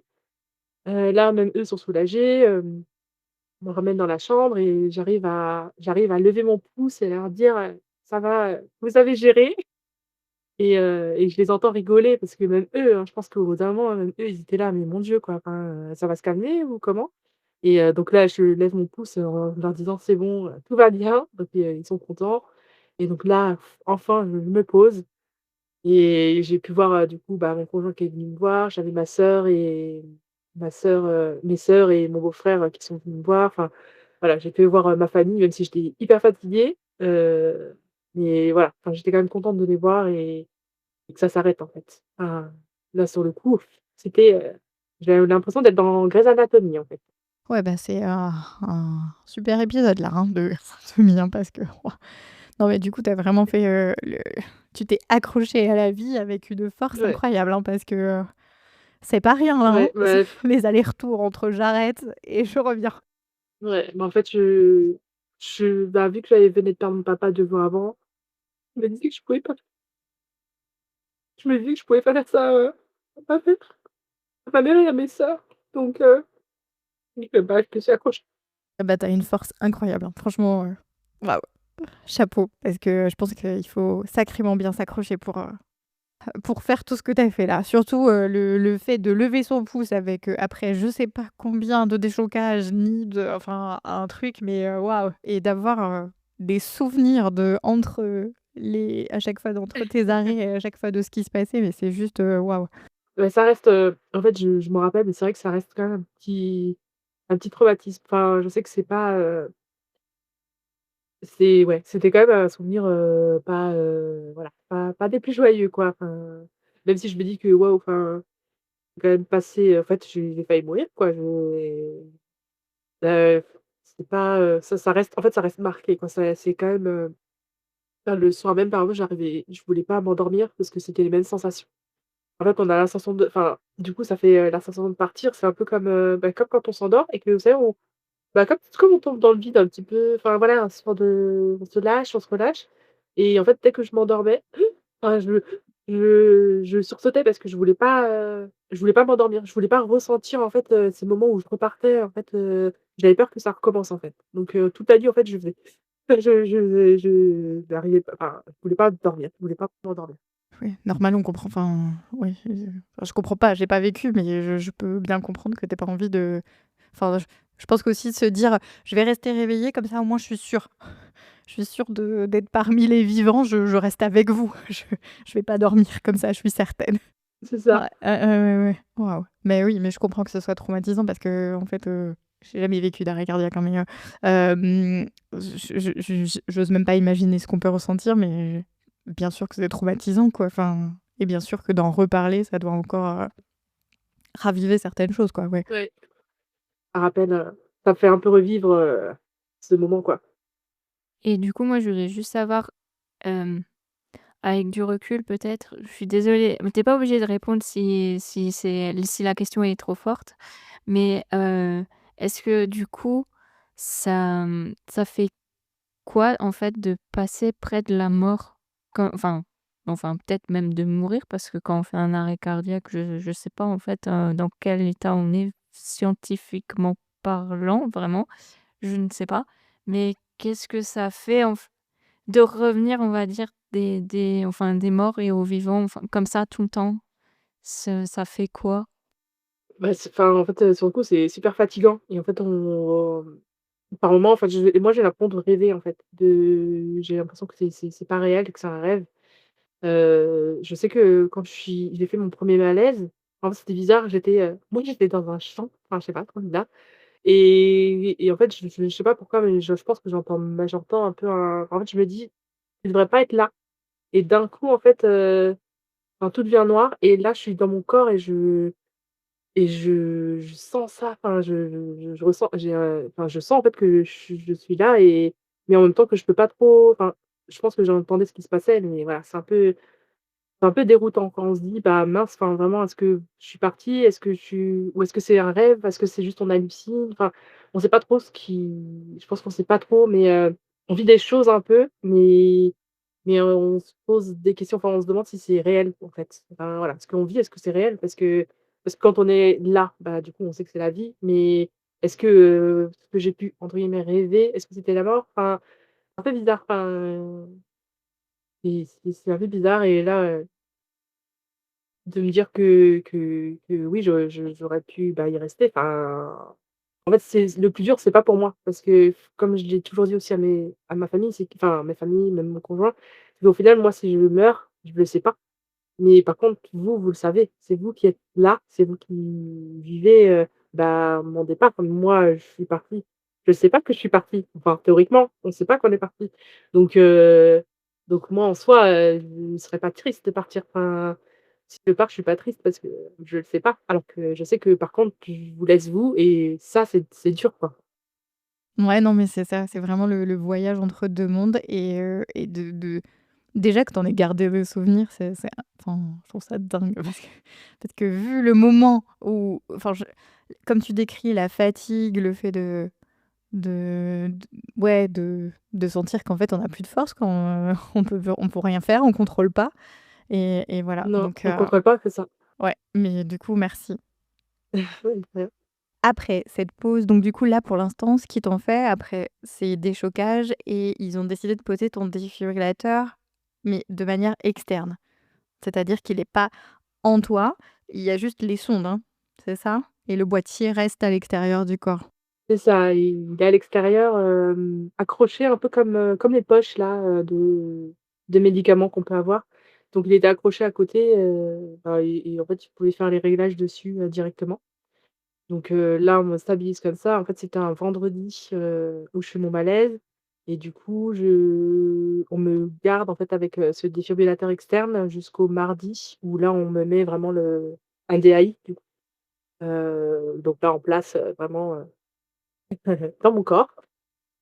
Et donc là, l'intervention se passe bien mais j'ai quand même, après ça, quand même beaucoup de douleurs. Beaucoup, beaucoup de douleurs parce que, bah, du coup, entre les déchocages, entre, bah, l'ouverture, enfin, voilà, la pose du DAI, ça fait, une cicatrice en plus, une ouverture en plus. On m'avait aussi en même temps enlevé le CG implantable. Donc ça, par contre, ça a fait très mal, ça je me rappelle. Parce que j'avais super mal, je sentais en fait ils a déjà, comme ça faisait 1 an et du coup, ils disaient que c'était bien accroché dans les tissus donc je sais qu'il forçait, il avait un peu du mal et j'avais l'impression de sentir, en fait, je lui disais: «Ah oui, mais j'ai mal» et il me fait: «Mais vous avez mal où?» et j'ai fait: «Bah» et j'étais là, mais bah, au point enfin, le point que vous touchez quoi, mais je sais pas si vraiment il touchait quelque chose au final, enfin, je sais pas du coup donc mais je l'avais en fait, enfin, en fait, c'est comme, quand on a une coupure quoi, ça fait mal comme une coupure en fait. Donc bon, donc j'ai ça qui est enlevé. Enfin ouais, et en fait du coup c'était à ce moment-là, j'ai eu des grosses douleurs, enfin voilà, entre les je pense des douleurs musculaires, des déchocages, les brûlures aussi parce que j'avais, les patchs en fait, maintenant c'est des patchs, hein, de déchocage et en fait, j'ai des traces de brûlure, alors à ce niveau-là, elle est plus légère, mais celle qui est sur, le côté, elle est, bah, importante. Enfin, je l'ai gardée des mois, hein. Enfin vraiment, pendant des mois, j'avais la trace, le carré là, de brûlure, et voilà, enfin après, donc là, après le DAI quand même, heureusement, enfin à part, ces douleurs-là, le rythme cardiaque revient à la normale, donc là, c'est déjà pas mal, quoi. Donc la solution de DAI, c'est le défibrillateur Oui, cardiaque, mais qui est implanté sous la peau, hein? C'est ça, hein? Je dis pas de oui, bêtises, sous hein? la peau. En fait, c'est un pacemaker. Ouais. Mais du coup, le qui fait, qui peut lancer des enfin, qui peut déchoquer. C'est ça, le DAI. Et autre question, pour la pose du DAI, tu étais du coup, parce que si tu dis que tu avais mal, mais du coup c'était quoi? En anesthésie, Local. loca oh punaise, pardon. Ouais, ouais, ouais, local. Encore local. Donc on voit encore tout. Ah mais enfin, au bout d'un moment, j'avais l'habitude, En fait, ils font, seulement les DAI, normalement, ça se fait sous, cutané et du coup, c'est juste local. Mais par exemple, comme pour moi où c'est sous le muscle, c'est en général parce que là, ils ouvrent plus et ils mettent sous le muscle, donc il faut lever le muscle et tout ça. Et le DAI, ça veut dire défibrillateur automatique implantable et du coup, comme Tida a dit, c'est, le PACE plus le défibrillateur et si maintenant on fait un arrêt, ben, le DAI, il va se mettre en route et il va choquer pour remettre le cœur en route et après, ben, le PACE, lui, il va faire la fonction si ben, vu comme elle faisait des bradycardies, c'est quand c'est trop bas, il va stimuler le cœur pour le relancer, pour le mettre à un certain rythme et quand c'est trop haut, normalement le seuil, c'est 200, battements par minute, qui règle et du coup, si on va au-delà de ça, ben, là, il va choquer et du coup, il va remettre le cœur aussi en place. Ouais, pour remettre un rythme plus normal, mais aussi d'abord, avant de choquer, il va d'abord faire la fonction pace, ça veut dire qu'il va lancer de l'électricité pour dire au cœur: «OK, tu vas te calmer» et en fait, si ça se calme pas là mais bref, qui s'emballe, bah, voilà, si le cœur s'emballe, là, il va en fait envoyer un plus gros choc et du coup, c'est comme ce qu'elle a eu avec les patchs, mais à l'intérieur d'elle. Voilà la petite leçon du jour. Bah, oui, mais c'est moi je trouve ça super important parce que bon, alors autant s'il y a des patients qui nous écoutent, qui ont vécu peut-être la même chose, donc c'est-à-dire la pose du DAI, mais autant les auditeurs un peu novices, ou qui ont pas du tout ce genre de dispositif-là, dans leur pathologie, je trouve que c'est toujours chouette de savoir à quoi ça peut correspondre. Et du coup, la pause se passe, ouais, plus ou moins bien, hein, pour toi, on va dire, le ressenti Ouais, plus ou moins oui. s'est passé. Ouais, Hem, quels sont alors, après ces nombreux événements, comment ça ouais. se passe au niveau de tes symptômes? Comment ça se passe au niveau des traitements? Qu'est-ce qu'on te dit? Là, du coup, le lendemain, je vois ma cardiologue qui vient et qui me dit: «Bon, bah, on comprend rien à votre cœur». D'accord, très bien. Voilà, en fait, parce que, c'est pas du tout enfin, avec la pathologie que j'ai, je devrais pas faire ce genre de trouble du rythme. Donc voilà, elle me dit que là, en fait, en gros, je suis passée à côté de la mort subite, que j'ai fait des tachycardies ventriculaires sur QT long. Donc là encore un nom nouveau parce que bon, hypertension artérielle pulmonaire, tachycardie ventriculaire, QT long, je me dis: «Voilà, c'est quoi encore tout ça?» Voilà, c'est encore quelque chose qui se rajoute, quoi. Enfin, je me dis, enfin, voilà, encore, quelque chose qui se rajoute. Je me dis: «Mais en fait, ça s'arrête jamais, quoi». C'est à un moment, on pense que c'est fini et en fait, il y a toujours quelque chose derrière. Bon, après ça, je me dis: «Bon, bah, OK, heu, très bien», enfin, voilà, là, on me donne, du coup, un traitement, cardiaque plus important, donc entre, bêta-bloquant, anti-arythmique, enfin non, un bêta-bloquant, c'est un anti-arythmique déjà, mais voilà, bêta-bloquant, enfin bref, tout un panaché de médicaments, à prendre, tous les jours et mais voilà, à part ça, le rythme du coup est bien donné par, le pacemaker, enfin par le DAI du coup, parce qu'en fait, bah, comme je bradycarde, en fait, lui, fait fait son travail, hein, de remettre un peu, le bon rythme, enfin en tout cas le rythme qui me maintiendrait, correctement, j'allais dire en vie, mais pas vraiment en vie, mais que voilà, me me permettre de vivre normalement et voilà. Donc là, pour l'instant, c voilà, on me dit juste ça, genre là, c'est traitement, à vie du coup, hein, forcément, avec, ce défibrillateur et puis, bah, du coup contrôle avec le DAI. Et voilà, on apprend à vivre un peu avec cette nouvelle, enfin ce nouveau dispositif, dans le cœur quoi, enfin dans le corps quoi. Est-ce que toi, ça te soulage au niveau de tes symptômes, notamment par les essoufflements et grande fatigue? Est-ce que tu vois quand même une amélioration sur, ces 2 points-là? Ouais, je pense que ça aide en tout cas, sur le long terme, je trouve que ça va mieux. En tout cas aujourd'hui, ça va mieux. Je pense que c'est, le DAI plus les traitements qui font que ça va mieux. Et du coup, quelle est la suite? Est-ce que après tout ça, oui, ça c'était la question parce qu'il y avait toujours toi, avec ton conjoint, vous aviez toujours ce projet du coup de bébé.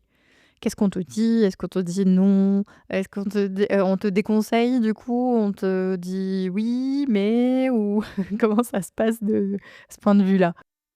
Bah, là on me dit, alors l bah, là en fait on me dit, «C'est clairement ce qu'on redoutait pour vous». Hein, bah, c'est déjà enfin, en fait, que je fasse, quelque chose de grave, on va dire.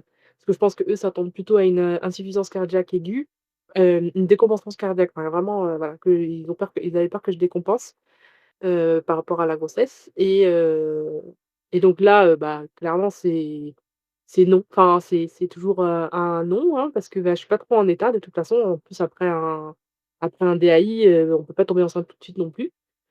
Faut attendre au moins 3 mois, avant de se lancer. Sauf que, nous entre-temps, on avait fait on avait fait un bilan, de fertilité qui s'est avéré, bah, pas terrible parce que, on me diagnostique une insuffisance ovarienne précoce. Donc c'est-à-dire qu'en fait, j'ai pas de follicules dans les ovaires, donc pas d'ovules quoi donc on me dit: «Bah là, le seul moyen c'est par une FIV». Sauf qu'une FIV avec des traitements, que j'ai, clairement enfin, en tout cas, ma cardiologue n'aurait pas accepté, enfin, n'aurait pas autorisé une FIV. Donc une FIV, c'était pas possible.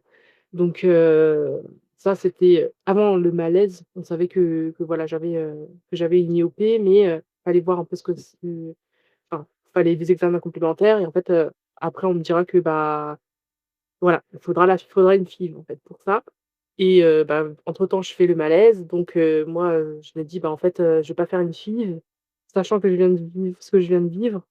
Je me dis, enfin, si je tombe enceinte et que je dois être déchoquée, enfin, en gros, bah, enfin, qu'est-ce qui arrive au bébé aussi? Enfin voilà, je me vois pas me faire déchoquer en étant enceinte, enfin voilà, je me dis: «C'est pas possible».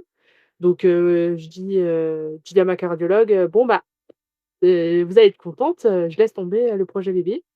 Voilà et puis en fait, 2-3 semaines après, je découvre que je suis enceinte. Donc je lui envoie un petit mail.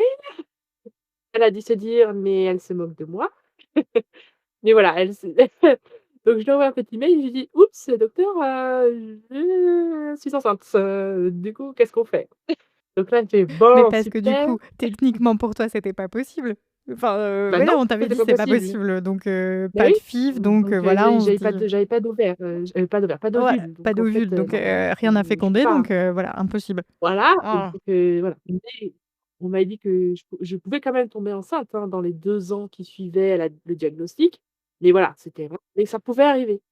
Mais on peut parler de miracle du coup, un peu comme toi? Voilà, oui, c'est ça. Bah, du coup, oui. Qu'est-ce qu'elle dit la cardiologue quand tu lui envoies le mail avec l'annonce, elle te répond? Bah, voilà, elle m'appelle pas, mais bon, elle m'envoie un petit mail, en disant: «Bon, bah, vous arrêtez tel médicament, tel médicament, tel médicament», voilà. Mais je pense que voilà, je pense qu'elle a pas dû être, très ravie parce que juste avant, je lui dis: «Non, mais c'est bon, je laisse tomber» et en fait, ah bah, non, je suis enceinte. Donc voilà. Bon, c'était un peu drôle parce que, du coup, le gynécologue qui me suit, en fait, la connaît très bien. Et quand je suis allée le voir pour lui dire: «Bah, je suis enceinte» et il a bien rigolé et il a dit: «Je vais le dire à ma collègue là», mais ça l'avait bien fait rire parce que comme en fait, voilà, en fait, j'étais un dossier qui était quand même pas mal suivi, voilà, enfin, il savait que je les enquiquinais beaucoup sur, le projet de grossesse. On me on me on m'avait vraiment dit, voilà, par rapport au risque et cetera, on m'avait toujours dit: «Non», hein, que voilà, c'était très risqué, que voilà, il fallait pas, que c enfin, que z il valait mieux pas et mais voilà, du coup, bah, ça s'est fait, ça s'est fait. Oh, miracle génial. Enfin bon, moi je trouve ça génial, voilà.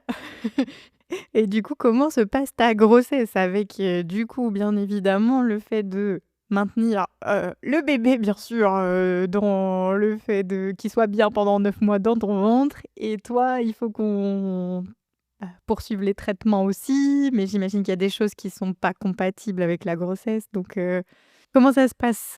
Alors, du coup, je suis suivie, tous les mois, je dois aller voir tous les mois, pour vérifier que le cœur, bah, supporte bien, en fait, la grossesse.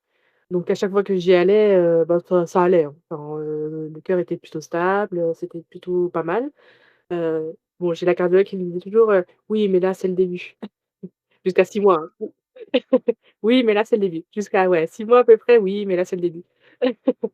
Mais voilà, donc ça allait plutôt bien. Donc en tout cas, niveau cardiaque, ça allait. J'étais bah, après, je me reposais beaucoup, hein. Bah, vu que j'avais eu aussi pas longtemps avant, j'avais fait le malaise, machin, bah, j'étais quand même, plutôt en repos et donc le fait d'être tombée enceinte, bah, forcément, ça me faisait me reposer encore plus. Donc voilà, j'étais plutôt au repos. On me surveille tous les mois. Et bébé aussi, on le surveille tous les mois parce que du coup, lui aussi pouvait peut-être avoir, bah, une malformation cardiaque, hein.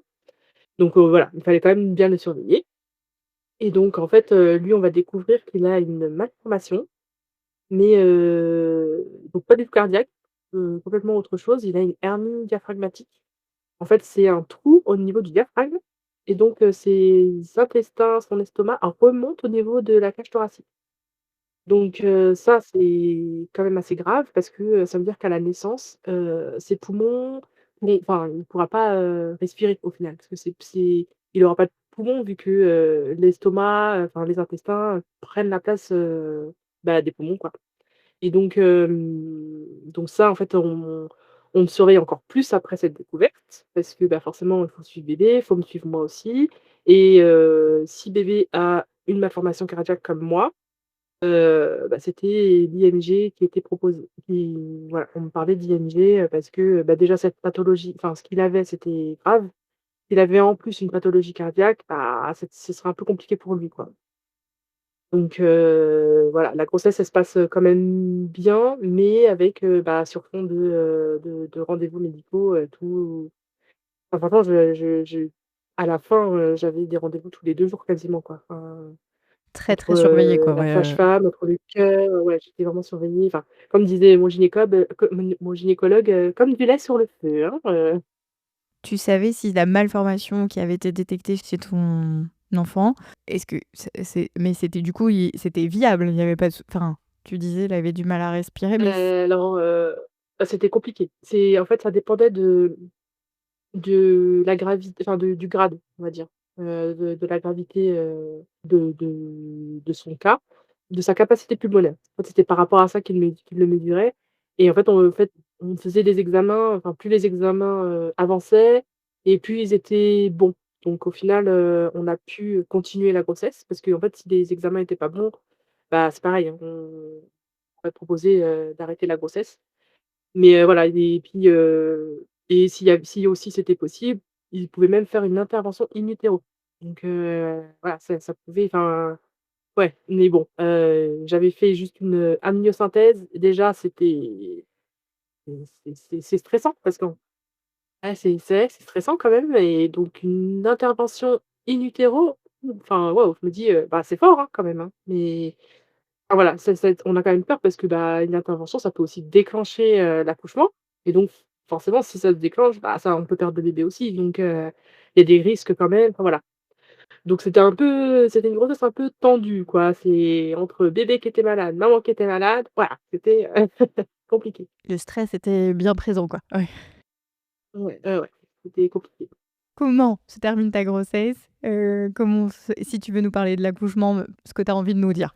Ça se passe bien, j'ai eu une césarienne programmée parce que forcément, on savait que bébé avait un souci de santé, donc il fallait qu'il soit pris en charge tout de suite. Moi, j'étais du coup endormie, donc voilà, hein, tout s'est bien passé. Ils avaient peur que je fasse, bah, du coup, une décompensation, finalement ça a été.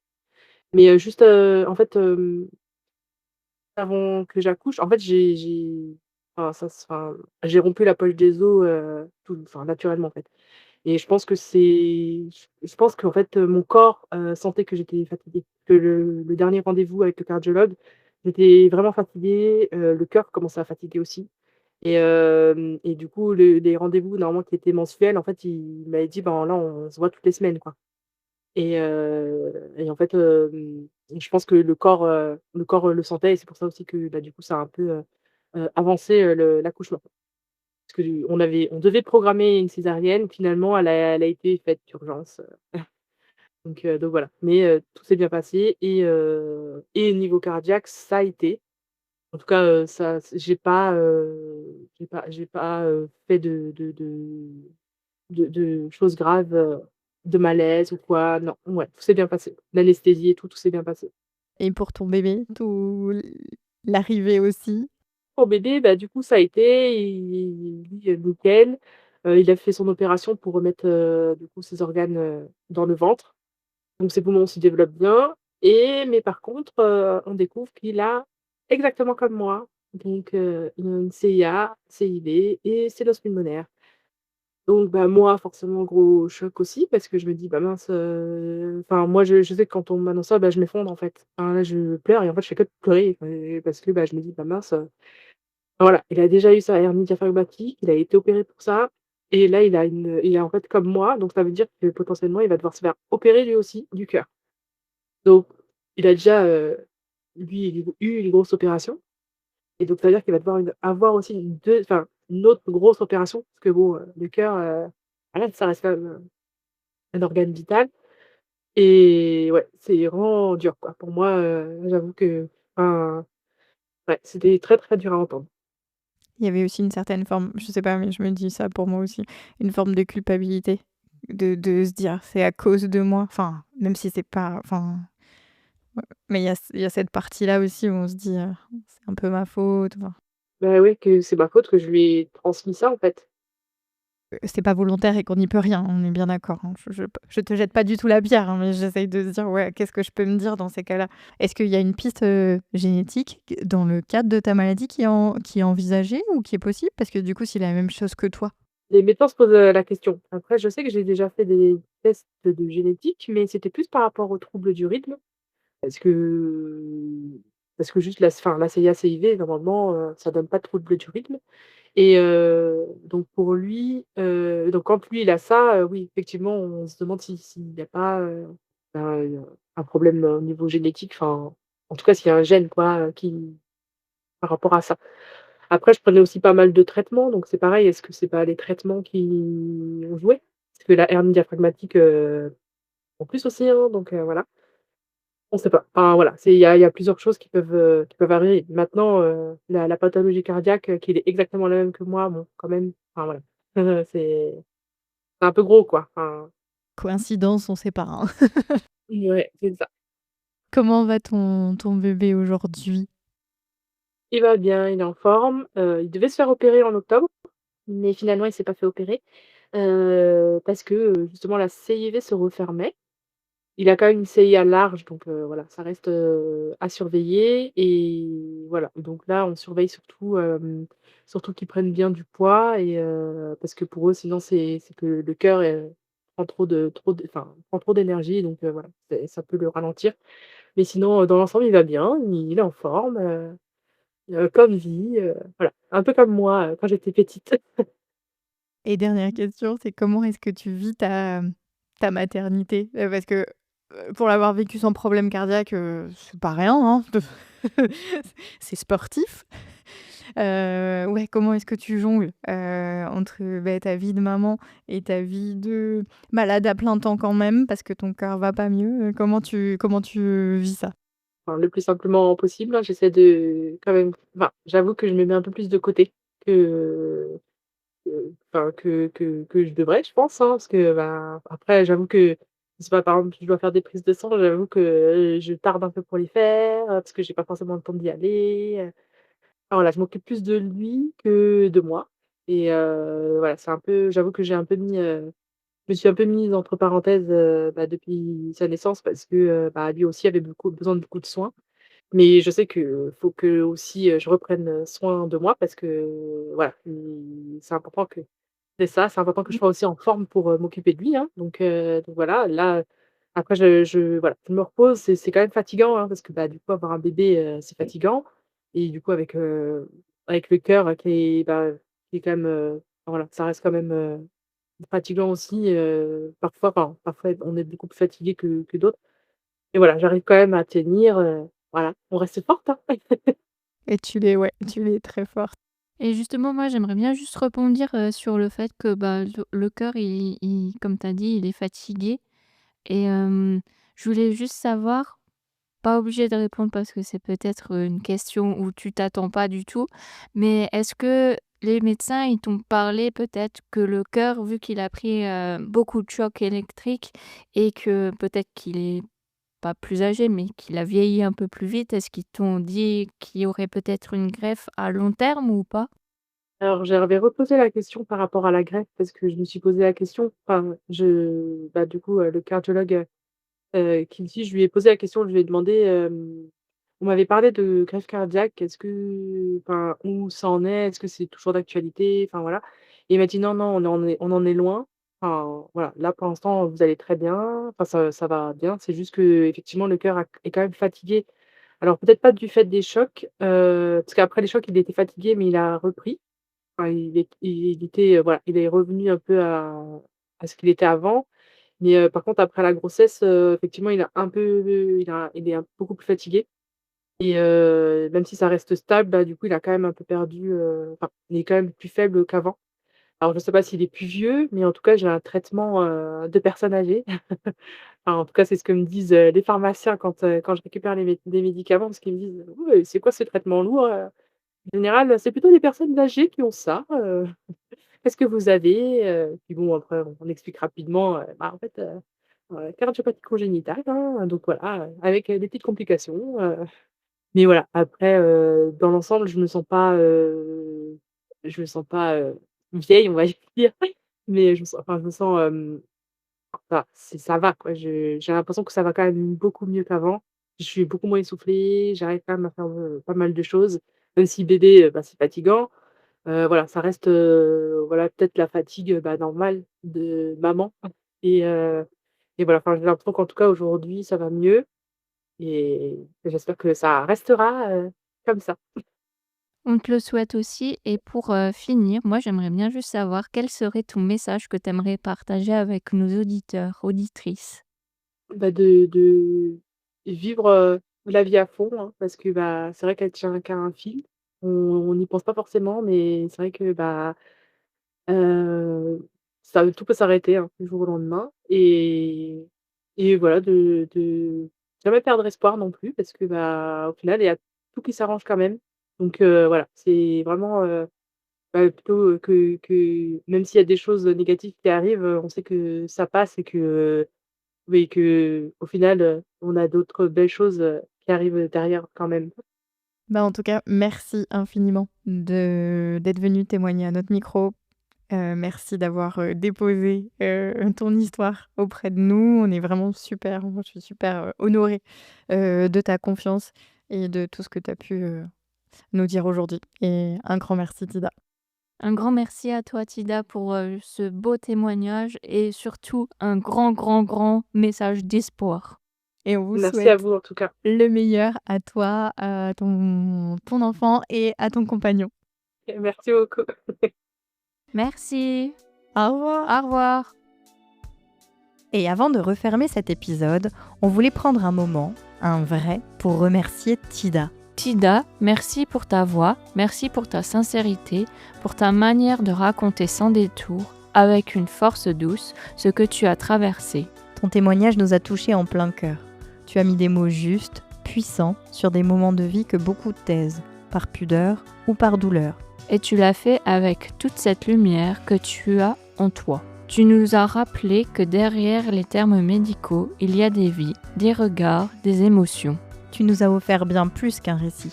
Une leçon de courage, une invitation à la compréhension, à l'empathie. Alors merci, vraiment, du fond du cœur, merci pour ta confiance. Merci d'avoir ouvert une porte que d'autres n'osaient pas franchir. Et surtout, merci d'être là.